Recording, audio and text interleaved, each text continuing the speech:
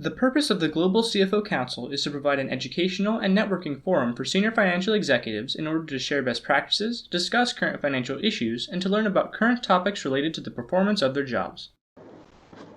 Our charity partner is the EFWA, and we just cut a check for them for this year for $25,000. So thank you to all the members for making that possible.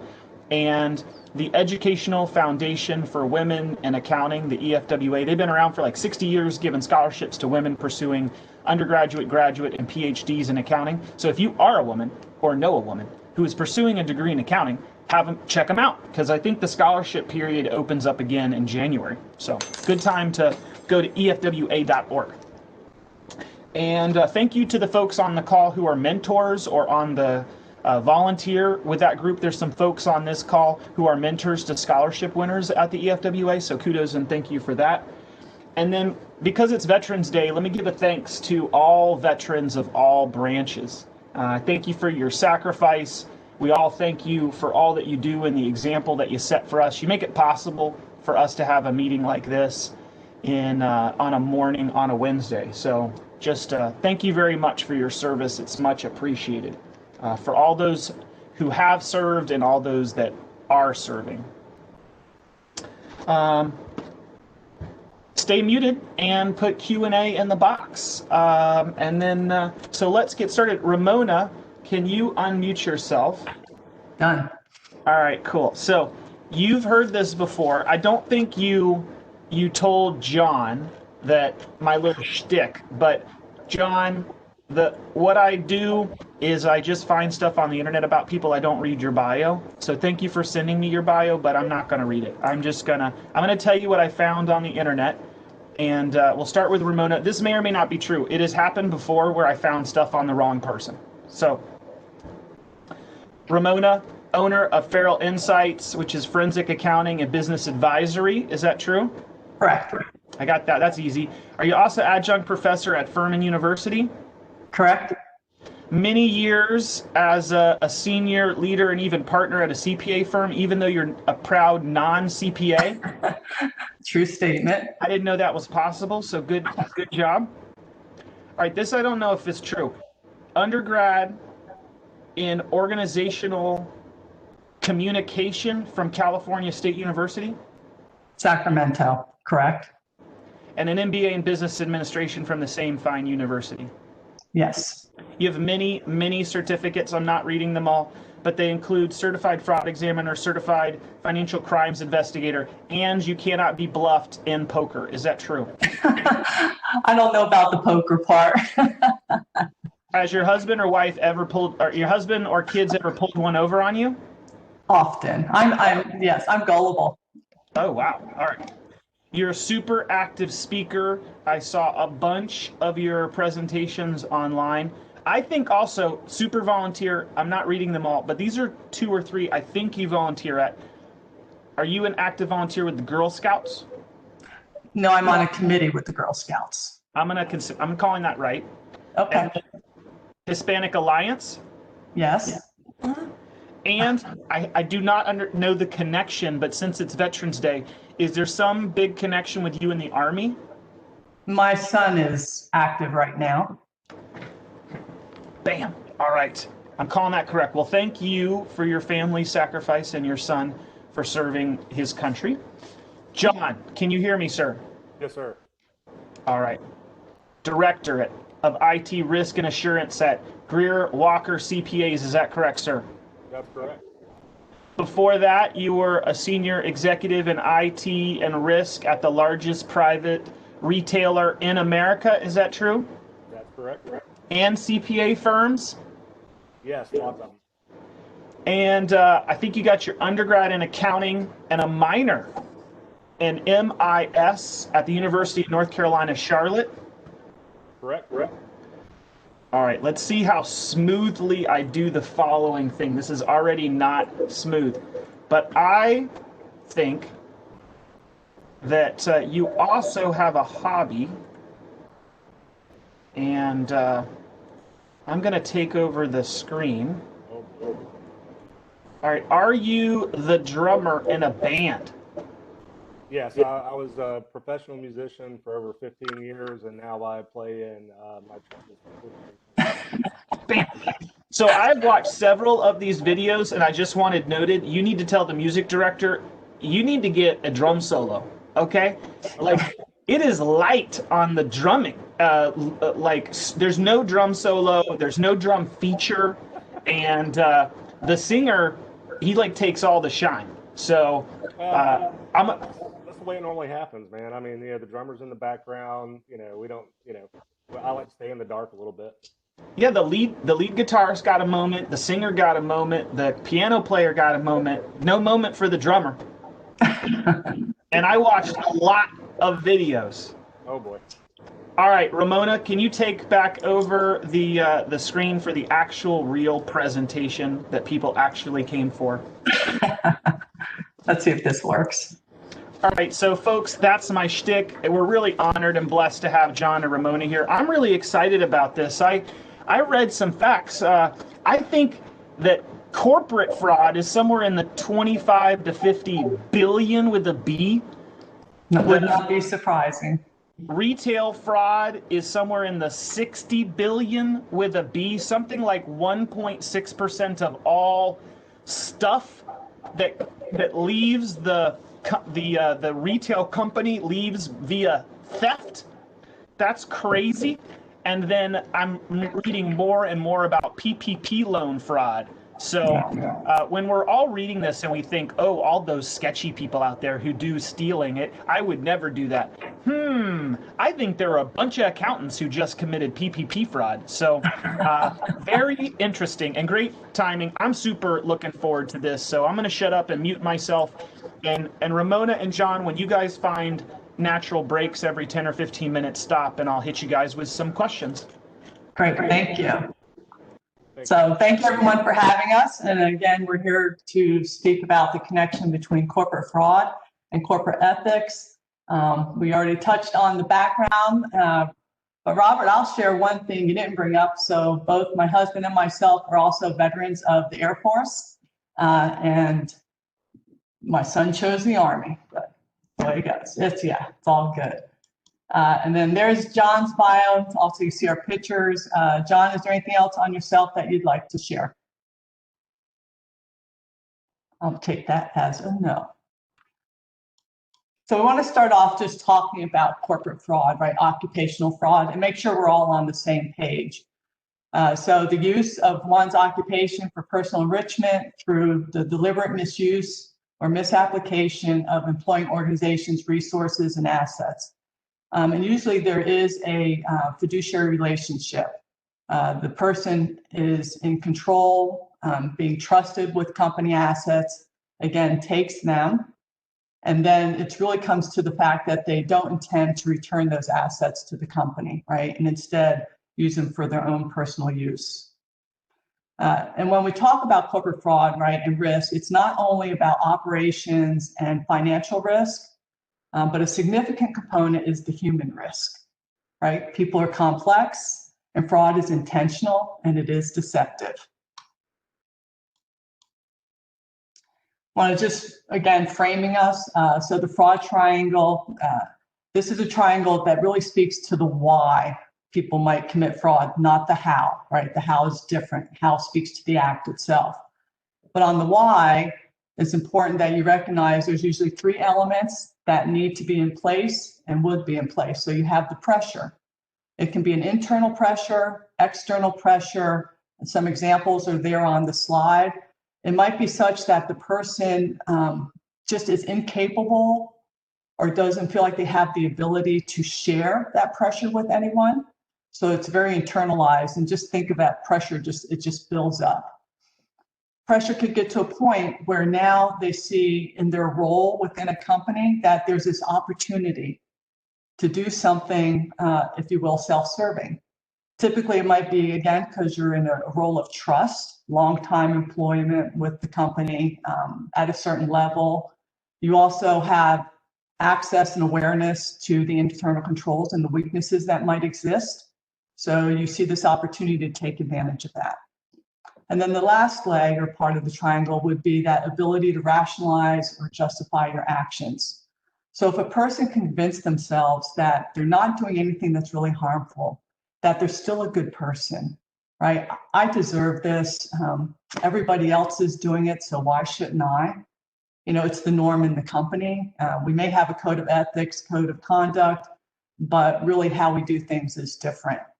And so if a person can rationalize and see themselves still as a good person, then they are probably going to have that green light. And we'll get into the ethics side right in a bit, but I just wanted to frame on the fraud side, the human aspect of this.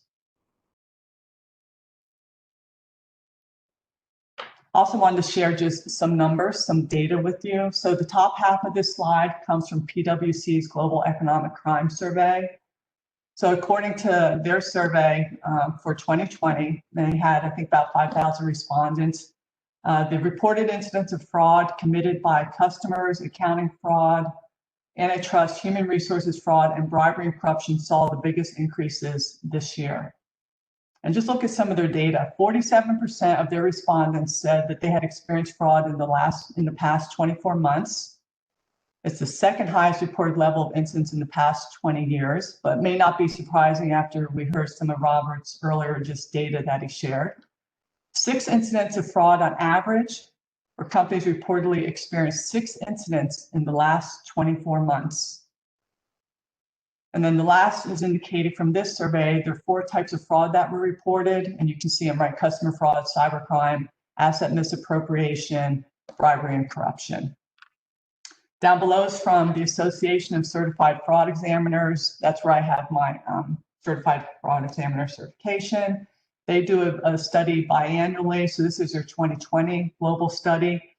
And just wanted to share, so corruption was the most common scheme in every global region.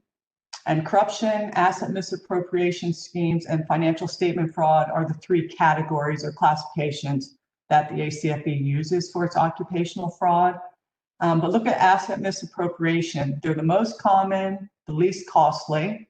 It represented 86% of their cases that were reported, and the median loss was about 100,000. Now compare that with financial statement fraud schemes that are the least common, but yet the most costly, right? So they only represented 10% of the cases, but 954,000 of the median loss. And maybe you're saying why? Well, so if you look at asset misappropriation schemes, it might be happening more frequently in the accounting department. So it might be more frequency, but less volume in terms of dollars. Financial statement fraud might be more at the executive level that it's happening, access to bigger dollars because you're moving things around in the financial statements typically, right? You're hiding your activities. It's been estimated that about organizations lose about 5% of their revenue to fraud each year, which again ties easily back to Robert's earlier data. But that's fairly alarming when you think about it. And how many companies really have 5% of their revenue that they can afford to lose? And you hear a lot of stories, right, where companies end up in bankruptcy as a result of embezzlement or theft that's occurring inside their company.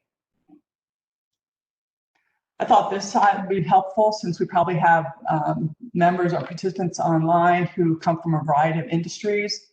This again comes from PwC's Global Economic Crime. The top 3 schemes, if you will, are running across the top are the different industry sectors. So let's just choose to the far right, industrial products and manufacturing. So asset misappropriation is occurring 21% of the time. Cybercrime, 15%, bribery and corruption, 14%. And if you look, you'll see, right, it's kind of touching all the different services. And that's another thing about fraud. It does not discriminate. It doesn't care what business you have, what industry you're in, right, who you are. It's that ability to take advantage of weaknesses, to take advantage of the trust that's in place in organizations. And another thing to recall too is that fraud is an internal threat and also an external threat. And with the increase in the internet crimes, right, the cyber crime, it's just being exacerbated. Back to the ACFE's study, I thought this again helpful. From insider threats, look at the departments that have the higher risk for fraud occurring. And if the top four, which is operations, accounting, executive upper management, and sales, more than half of all the occupational frauds came from just those four categories. So most occupational frauds, right, are committed by employee level or manager level personnel.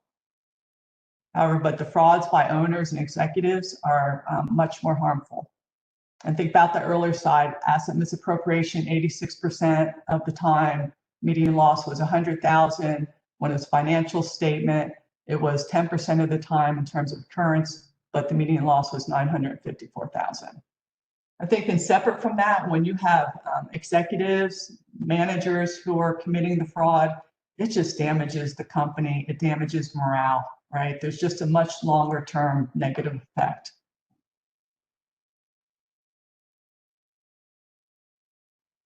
This is back to the ACFE. So departments and fraud schemes. Running across the top are the types of schemes that are typically found or might be found occurring in an organization. And then running down on the left are the different departments. And these are the departments that I was showing you on the previous slide. But I like this because this is a heat map.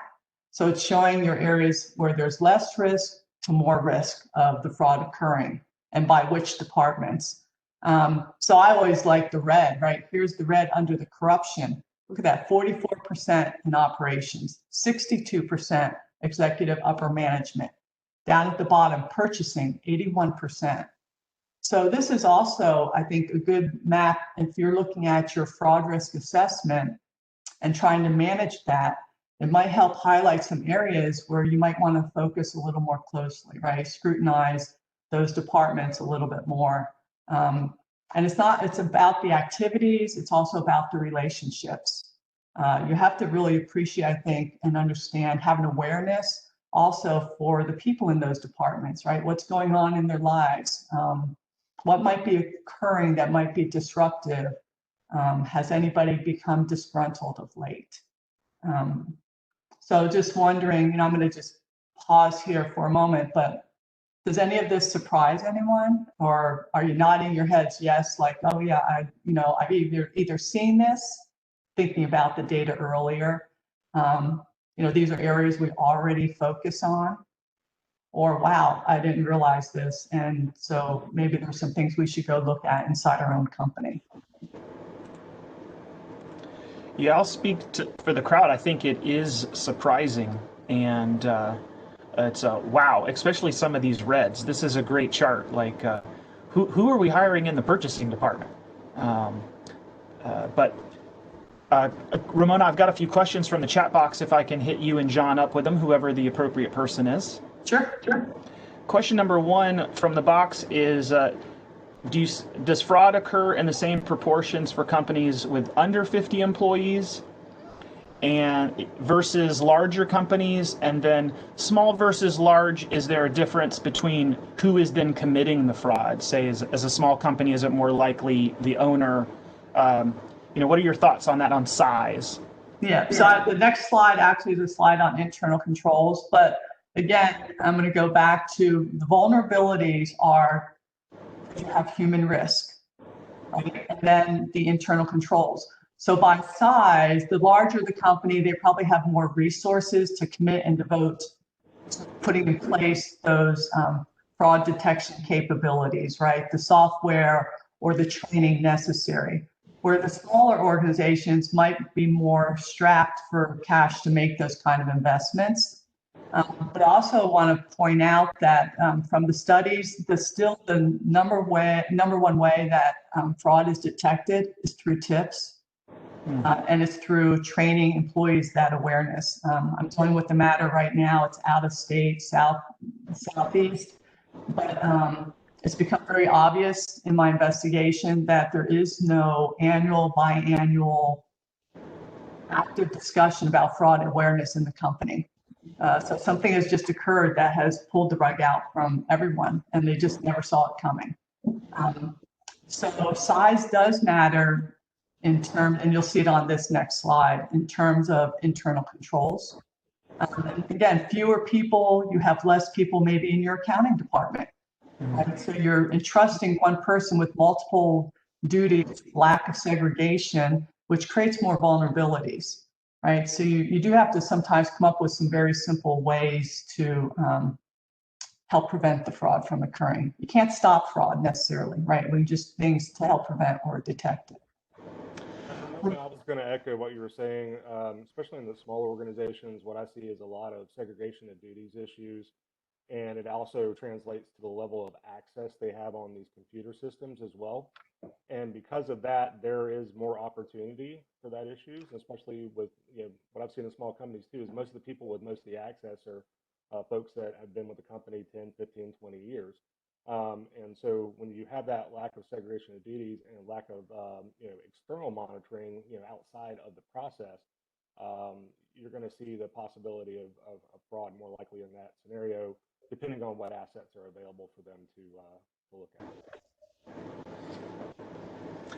Question number 2, and John, just heads up, I think my mic is a lot closer than yours, and so you might seem quiet to folks on the call just because I'm so loud, just as a heads up. I'll bring up the volume now. Thanks, Tim. Question number 2 is, are y'all seeing any trends, recent, I'm going to say COVID-related trends, either you mentioned depression or patterns of pressure, any more pressure during COVID times? Are things increasing? Is fraud increasing, decreasing? What are y'all seeing in the recent? So the participants are kind of like stealing some of our thunder. So That's right. We'll shift to that. But John, do you want to go ahead and touch on that briefly? Yeah, so I always look at the human element, and I was looking at effects from COVID, and from a data security and just from a general the human condition standpoint. And what we're seeing is the amount of depression is going up, the amount of substance abuse is going up, especially in middle income, and also with folks that have college education or above.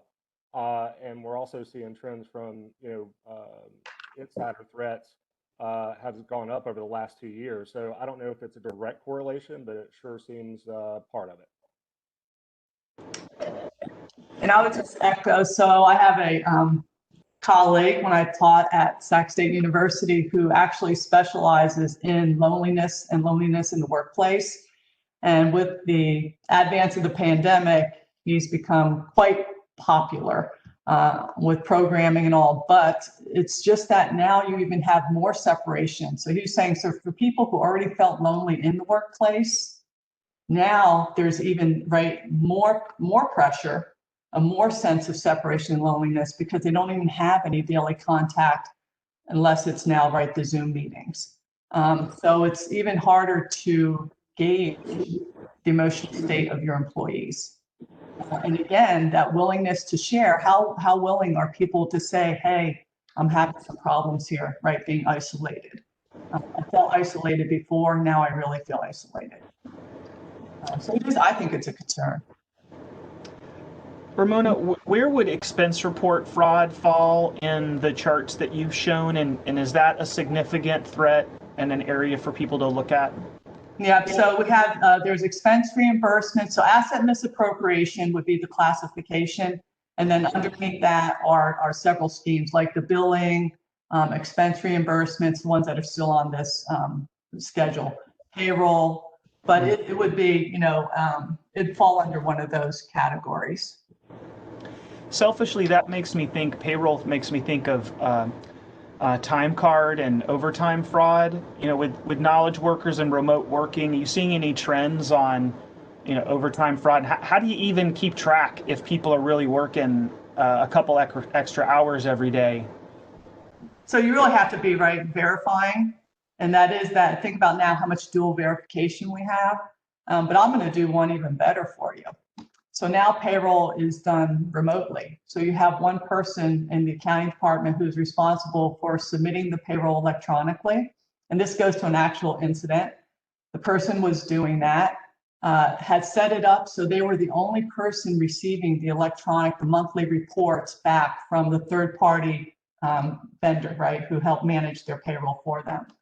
So they were giving themselves bonuses, putting in extra expenses for reimbursement. They would get this report, they would manipulate the report, and then send the modified report to the CFO and to the CEO for review. And, they would keep saying, what's happening? Why aren't our numbers better? And the person would always deflect it onto sales and marketing, right? They're just not selling enough She actually put the company into bankruptcy once it was determined. I think it was like 5.3 million that she ended up stealing from them over this time, right? Embezzling from them. So payroll, it is risky. Even when you have a third party, you should be looking at, so who's touching that payroll data, right? Who's looking and giving the payroll reports? Just like your bank statements. If it's a small company, I would suggest the CEO, the executive director, they should see those bank statements first and the canceled checks before it ever goes back to the accounting department. But the time cards, again, who's looking, who's monitoring, where's your checks and balances in the company? Just as a note for the next stop, folks on the call, I'm interested in and I will not mention you or the company that you worked at, but have you ever worked anywhere where you've caught, maybe even before you were there was some fraud, or you have personal experience maybe through a colleague where there was some fraud? It'd be interesting to see the examples, and I'll mention them, Ramona, at the next break if anybody types anything in. Two that I always found really fascinating, one that's a real actual thing. I worked somewhere where the purchasing manager got a pool from a local vendor for picking them for some really large supplies that were not the best price. It was a really nice pool. And it's not like you could take the pool back, so the guy's got to keep the pool, but he did get fired. And then a favorite story that I read in one of these ethics classes was there was a city manager that stole $10 million from a city with an annual budget of $8 million. It's like, so I'm gonna hold the rest of the questions and let you guys continue, and I'll pick up questions and comments at the next break. Okay, here we go. So this was that next slide I referred to about internal controls, and as you can see to the far left, it actually shows the contrast between small companies and large companies, and just where the lack of internal controls falls, or that ability to override controls. Also want to highlight the middle slide or diagram. Manager level perpetrators more likely than other perpetrators to override those existing controls. And to the far right is the poor tone at the top, which again speaks to culture, right? To the environment of the company, the culture that creates the norms.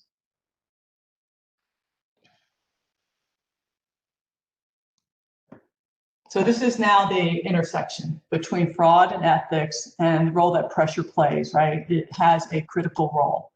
So I already spoke to the fraud triangle and about, they're calling it motivation, but it's the pressure that exists. And you think about integrity, right? This is this person's own personal moral code, character, ability to take ownership for actions. And if your integrity is such that you have a lower level of integrity, then that pressure that's being placed upon you will cause this to tilt, right? And suddenly you're more likely to commit the fraud because you have a lower level of integrity and the pressure is just there. If you have a high level of integrity, then even though you might have the opportunity, right? Even though you detect the weaknesses and there's a pressure in place, your integrity is such that it's just going to stop you. It's that wall that's not going to allow you to go ahead and commit the act. So I want to point, there is a 2018, it's a CEO success study. It's done by Strategy, plus it's part of the PwC network. And they had looked at 2,500 largest public companies. And for the first time in the study's history, ethical lapses, it was the primary reason for CEOs' forced turnover, rather than financial performance or board struggles. So when we talk about ethics, business ethics and ethical decision-making, we're speaking about the process of evaluating values, facts, and then the reasoning and arguments that are going to be used when you make your decision, right? It's often at the reasoning stage that your internal struggle will take place with what you should do versus what you want to do. And the more you promote what you want versus what you should do, then you'll start to see your ethics, if you will start to fade to the background because your wants are becoming your primary concern. So think about, in your reasoning, when you're making ethical decisions, when you have this dilemma, when you have this conflict, when you have this tension, right? Are you looking at just yourself? Are you looking at just your shareholders? Or are you considering all of your stakeholders and what that impact might be on them when making your decision? But pressure, right? Pressure exists on the fraud rationalization side for committing fraud, and pressure exists when you're making an ethical decision. So what's your price, right? What amount of money is it worth to you that you allow yourself to rationalize committing a fraud? At the end of the day, some people will less likely give in to that temptation, and others, if that temptation is too great, again, if that pressure, the opportunity, if you have just a lower level of integrity, it's just feeding that temptation, then you're going to be able to see yourself as that good person, as someone who's not going to cause harm, and you're giving yourself the green light to proceed. And again, I'm just reminding you, organizations are not machines, right? They are complex systems made up of humans with individual instincts and behaviors that are influenced by their environments. So culture and tone at the top, the leadership throughout the organization matters. So when making your ethical decision, I just caution people, be reflective, right? Because we can all rationalize a bad decision. And once sometimes a bad decision is made, you don't have the ability to go back and change or tweak it. So you need to kind of pause. So now these are just studies that focus more on ethics and things that are happening inside organizations. So across the globe, this is an ethics stack. It's the Ethics and Compliance Institute survey. It just came out in March. So as you can see from here, it's looking at the percentage of misconduct reported and how that changes when there's strong leadership and weak leadership. And again, this is global. But you can see with weak leadership, right, that misconduct, it's increasing.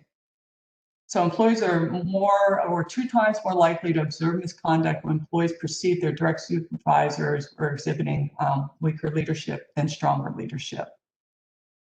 And often it's the direct supervisors are the only individuals in management positions who employees interact with on a daily basis. Then the supervisor's behavior serves as a proxy for the values and priorities of the organization. So that tone at the top actually is a tone that has to flow, right, in a positive way, if you will, throughout an organization. Then this one, the slide looks at the types of misconduct observed.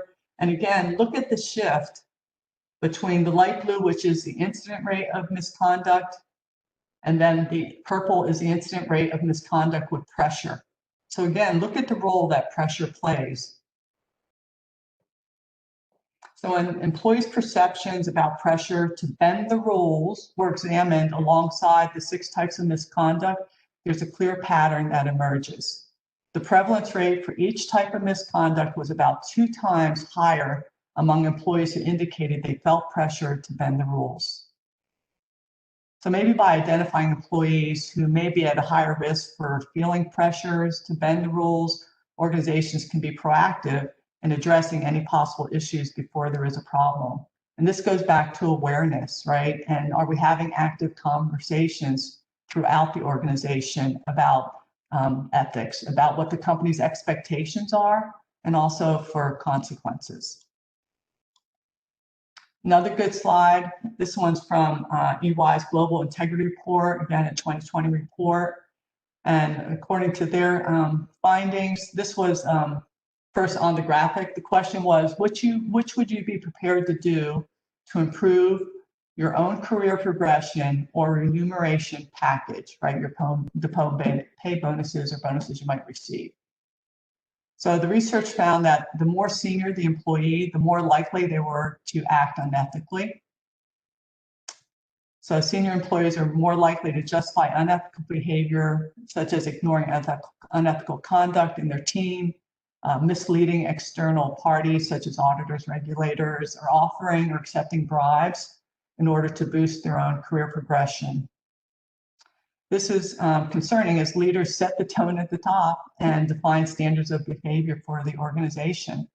And look to the left, 46% of the respondents believe that their managers in their organization would sacrifice integrity for short-term financial gain, right? That's almost 50%.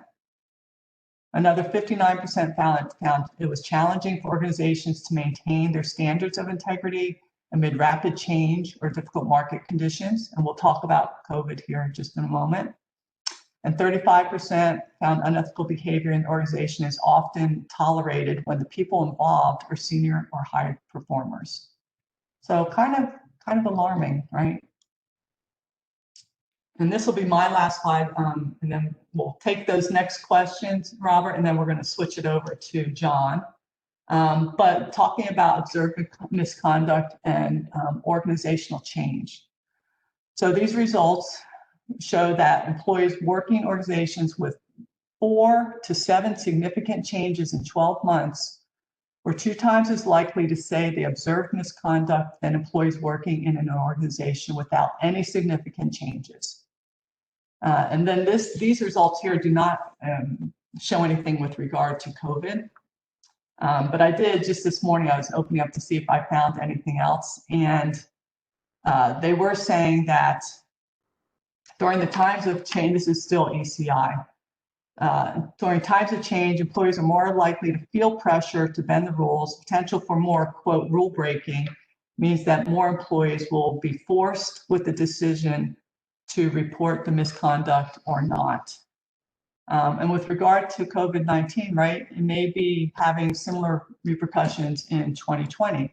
So organizations have had to react quickly and undergo many organizational changes, such as moving employees to remote work, increasing flexible work schedules, implementing cost-cutting measures, executing or eliminating travel bans. We also have seen companies that have either merged or acquired other companies that have had layoffs, right? There's just been a lot of change. And so John's going to be able to talk about some of, from his IT risk management perspective, and he's going to share some of his insights regarding, working from home and associated risks for the organizations. So John, with that, do you want to pause, Robert, for the next round of questions? Yeah, I'll just a couple for time, and then we'll kick it over to John. First, a ton of comments from folks in the chat box about either firsthand experience or secondhand experience in fraud. And I see expense report, fraud, financial statements, misstatement, checks written to vendors for $20,000 and cashed for $220,000. Wow, I hadn't even thought about that. That would be terrible. Yeah.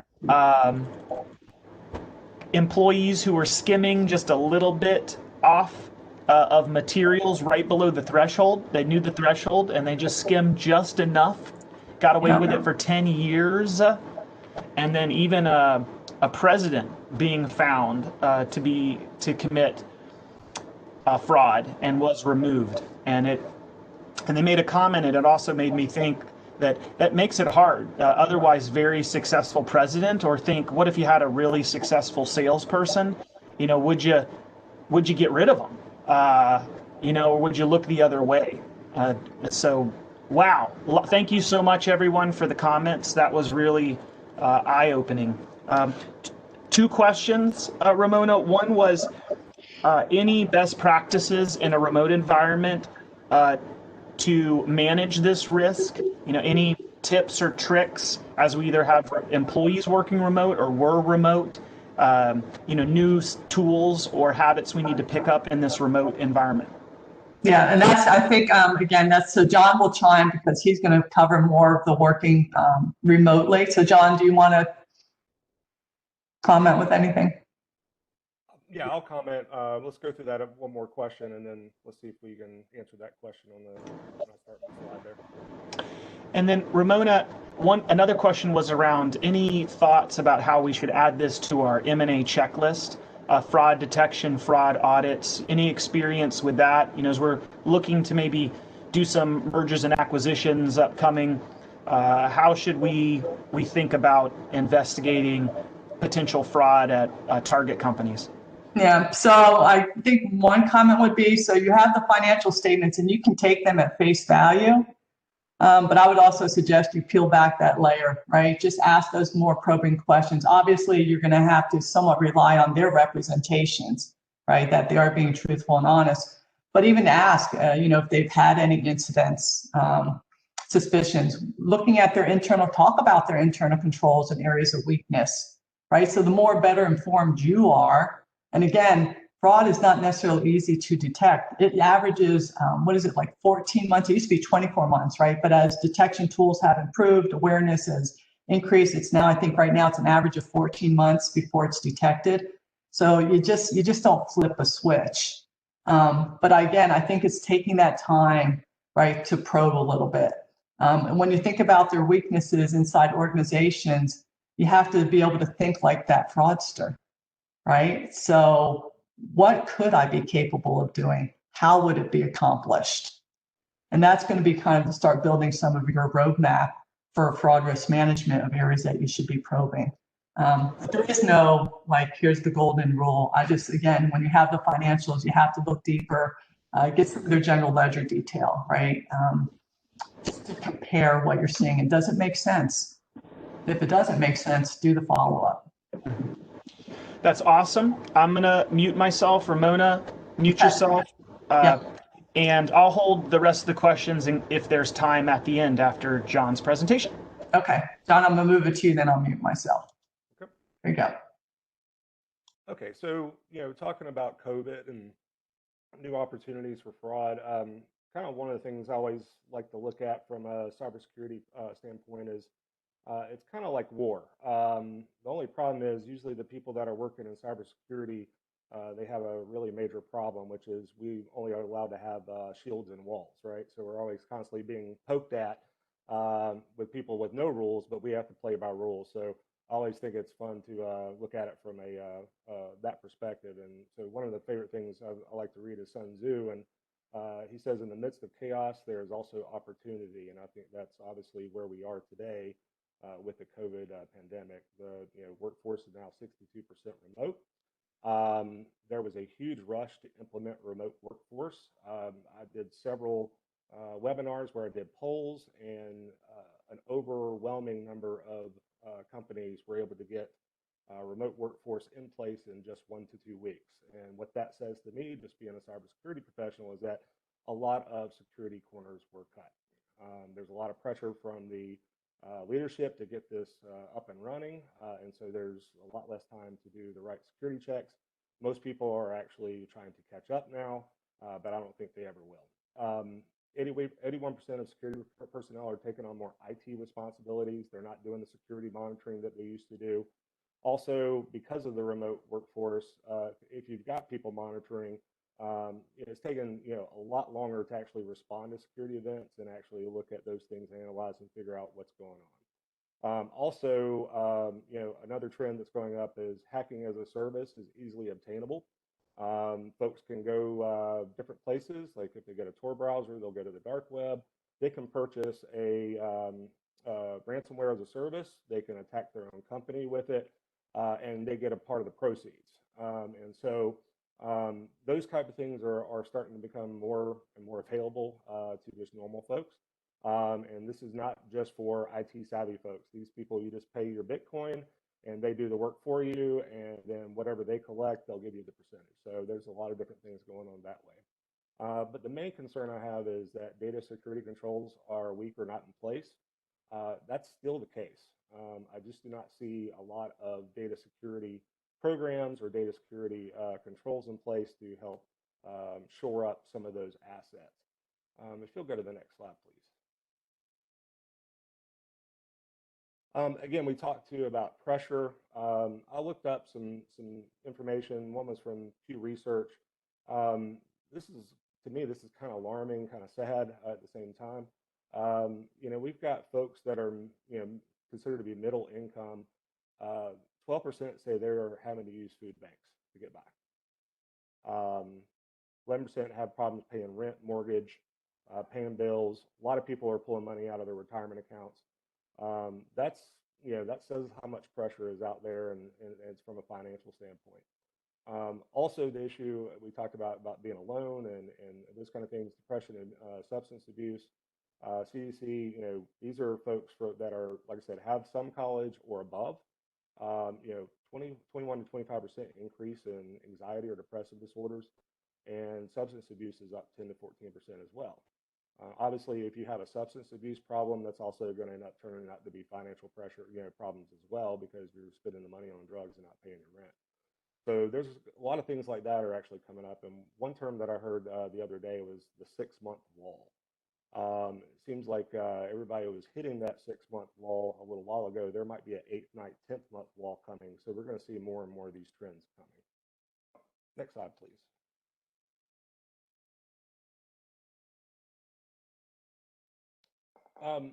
So the other trends that are coming at this point is around increasing year after year, up 40% for insider threats. And what I mean by insider threats is not just employees, but also your trusted business partners as well. So a lot of companies are actually sandwiched between these opportunities and also with pressure as well, because your trusted partners also have employees as well that might be under pressure. So you've got two different attack vectors that are coming at you. If somebody is having troubles and they want to commit fraud, you're going to have two fronts to fight the war on. Right now, they're reporting roughly 2,500 internal breaches daily, and 15 to 25% of those are from trusted partners. The hard thing is that 70% of most all internal attacks are not reported externally. They keep them quiet because they don't want to embarrass themselves.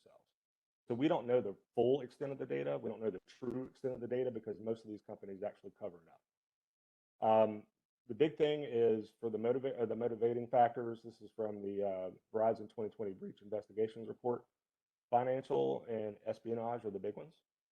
Some, has been grudge or convenience, but really it's worried about financial and what they're selling. They're selling company IT credentials, so names and passwords. Espionage, they might be selling, proprietary data. And we'll kind of talk a little bit about that in just a minute. So next slide, please.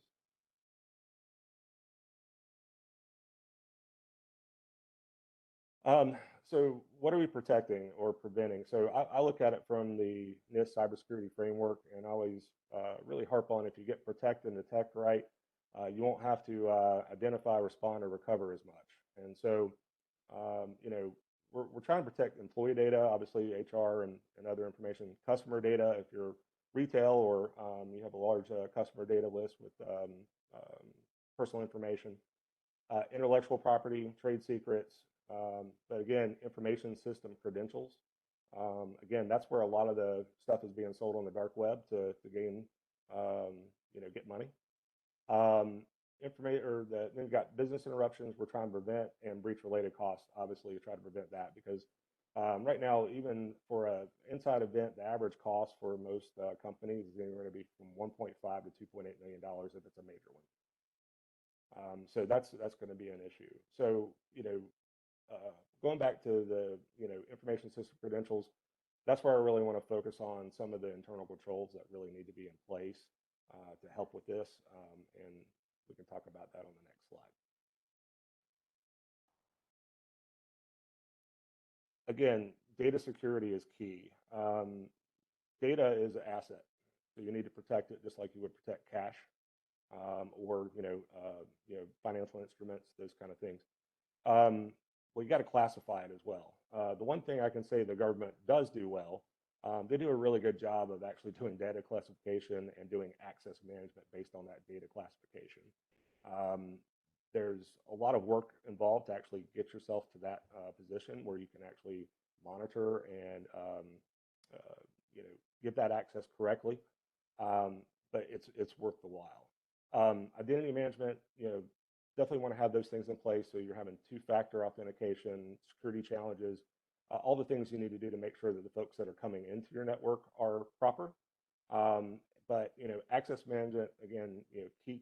The one thing I don't see people look at from an access management standpoint is building a role or a job title, looking at the access that's required, and actually doing a risk assessment around that access.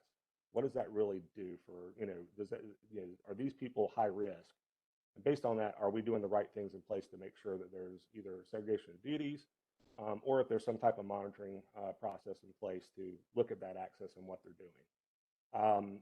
And so, the data loss prevention it is a good tool. It's very complicated. It's very hard to maintain. There are some good things that you can do that are more automated, like if you're working in 365 cloud, there's data loss prevention abilities, especially around OneDrive and some of these cloud storage features, where you can actually lock down what kind of data. If it's classified a certain way, you can lock it down to certain people. You can lock it whether it can go outside of the organization or outside of that program. And if you have the right mobile management, mobile device management in place, you can lock it down to where it can't be moved from a mobile device to another device. Because what we're seeing mostly is loose, data, loss prevention controls in place where, either customer lists or employee listings or information system credentials can be moved directly from somebody's laptop to a personal device. And then from there, that's where they go and sell it. Next slide. Again, how do we detect? So we talk about the behavior side of it, especially with small companies. Again, you don't have a large security program. You don't have a large security team. You might have a outsourced security provider, but if you don't have the right tools in place, they can only monitor so much. And so one thing I definitely want to really stress is there's really good tools out there. We're actually doing behavior analysis, so they'll do machine learning. Part of that is installing these machine learning tools where they'll actually analyze what normal behavior looks like. They'll look at it from not just a computer standpoint, but also a user standpoint, and see what they do on their normal day-to-day. And so as things start changing, if somebody starts going to this particular file share a lot more, or if that person is going to a file share that they shouldn't have access to, that analysis will actually trigger an exception to go look at and see, okay, why is this person doing this totally different than what they normally do on a week-to-week basis? So there is some things that you can put in place to help look at that behavior, and it could also detect external threat actors as well, obviously, but we're trying to focus on the internal. So I know we're coming close up on time here, so I don't want to. I want to have a chance for everybody to ask some more questions, so I'm going to hand it back to Robert. Yeah, John, one question that popped up was, and you were covering it a little bit there, so to fill in some color here around best practices for the detect and protect for the non-IT executive or the small company executive. How do you detect and protect, but also have some controls over IT? If that's not your area of expertise, what kind of recommendation would you give somebody? You talk about over IT from a department employee standpoint, or from just in general access across the company? Well, I think of it like, I know exactly the potential pain points within accounting and understand what controls need to be in place, checks, balances, separation of duties. I don't know what the hell is going on in IT. I don't know who does what. I don't know what a network administrator is. It's all fancy talk to me. So how am I supposed to be over that and maintain and ensure controls? I don't even really know who the hell's doing what. Right, and so this is where it all goes back to a constant fight I've had with many boards and many clients talking about having independent security programs. So your security team, whether it be inside the organization or as a service provider, they should be outside of IT. They're the checks and balances on IT, who has all the access to everything in the whole entire company. So having that separation of reporting lines where the security needs to be either reporting to the risk organization, so the CRO, or to the CEO or to the CFO, it doesn't matter, independent from the IT function where they're monitoring everything that's going on, including IT that has high privileged access. That's the starting point. But also, if you have a managed security provider, that's where you need to sit down with them and say, okay, I need to be able to monitor what all my folks are doing.